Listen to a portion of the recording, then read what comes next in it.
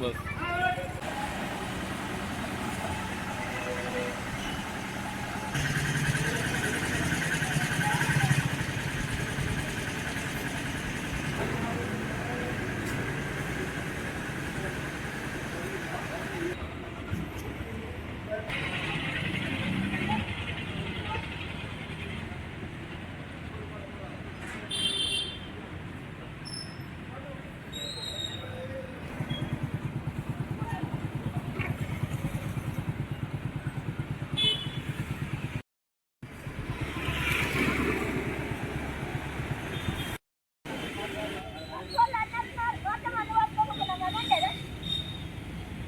DC पंपे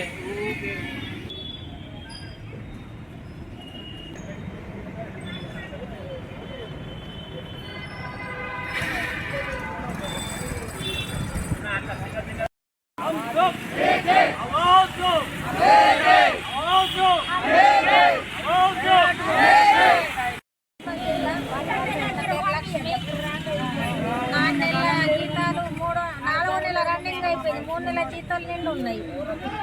జీతాలు ఇయ్యక 2 రోజుల నుంచి మేము ఇక్కడ ధర్నా చేస్తున్నాము. కానీ ఓట్లు కుటుంబాలను పట్టించుకుని లేదు. ఏ సార్ వస్తలేరు, ఏ లీడర్లు వస్తలేరు, ఓట్లు ఏం మాట్లాడతలేరు.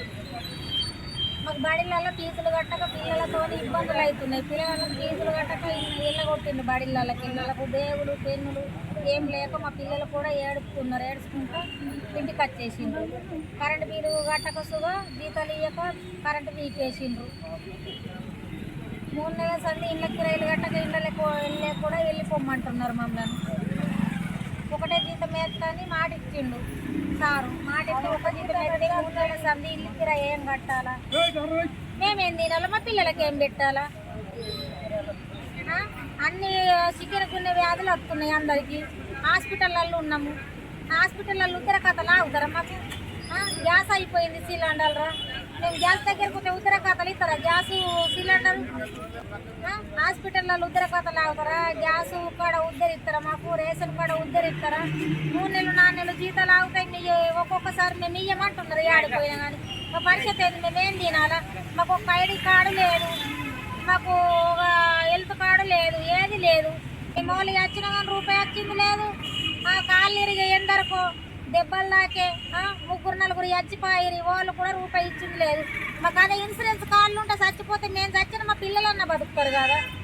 అసలు పీతులు చెత్త పని చేయాలా? మమ్మల్ని వాళ్ళు పట్టించుకోకపోవాలా? చేతులు పట్టి తీసుడు ఈ పని ఎందుకు? ఏ కుక్కలు పురుగులు పడ్డారంటే అని పిలుస్తారు. ఏ మనుషులు పురుగులు పడి చచ్చిపోయినా అనాథ సేవలైనా ఉండవై పడేయాలి మేము. దేనికి కూడా మనం పట్టించుకుని లేదు, మనం సేకరించిన వాళ్ళు లేరు. పట్టించుకొని వెంటనే మా జీతాలు చెల్లించాలి. చెల్లించే వరకు మేము ఇక్కడ నుంచి కదిలేడలేదు.